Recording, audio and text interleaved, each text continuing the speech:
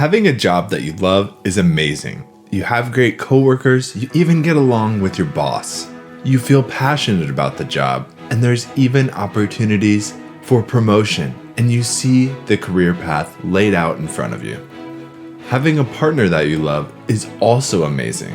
You no longer feel lonely, and there's a sense of belonging. When you find the one, you start to picture a life together. But what if those were in two different places? Would you give up your career for love, or love for your career?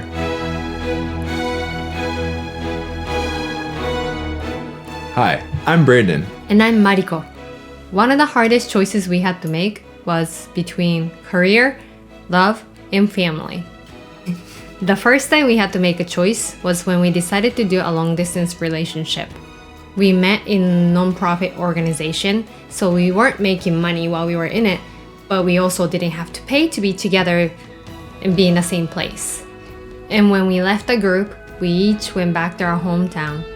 And being 22 years old, with most of my friends had job lined up, I immediately started job hunting. But most of the jobs I was interested in Tokyo required bachelor's degree. But instead of going to college, I decided to invest my time and money to go see him every now and then. I was in a similar situation when I came home. Most of my friends were still in college, so I felt a bit left out. But I made the decision to not go on to higher education at a university because I knew there was a big possibility that we wouldn't get to see each other again if I went that route. So I decided to get a job where I could take long breaks but still make a lot of money, which was serving tables at a high-end restaurant. The second time we were in between career and relationship was when we got engaged and started working towards marriage. After that initial job search, I started a contract-based full-time job. So my contract was renewed every 2 years, which gave me more flexibility. It allowed me to take more time off work, but I was getting paid less. And as I was establishing myself more at work, they wanted to become more full-time employee that was not just contract-based, that was more committed, but higher pay, higher position. Sometimes people from headquarters will even come by my branch, pull me aside, and try to convince me that love is not gonna last long and the job security is way more important. And every time I had that conversation with them, my answer was always clear, but at the same time, knowing the opportunities I was passing up, it was still hard. Later on in our long-distance relationship, I started to pursue my real estate license. But when I started to apply for the K-1 visa, we figured out there was a lot of guidelines that a real estate career wouldn't really align with.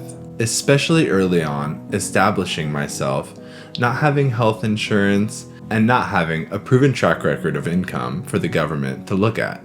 When you apply for that visa, you have to be able to sponsor your fiance with health insurance and a certain amount of income. So I went to a position that was more salary-based and had health insurance.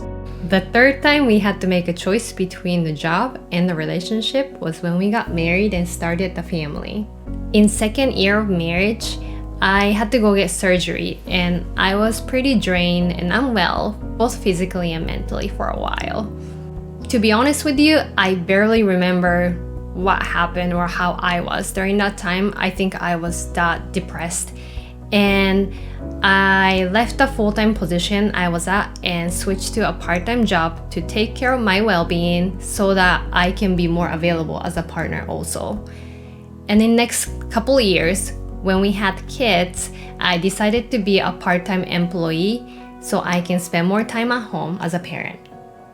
I had multiple offers around this same time to switch career paths. Some of the positions sounded pretty appealing with the benefits and starting pay, but ultimately I made the decision to pass on those opportunities because I was not ready for the 2 to 4 year rebuilding period required in sales careers.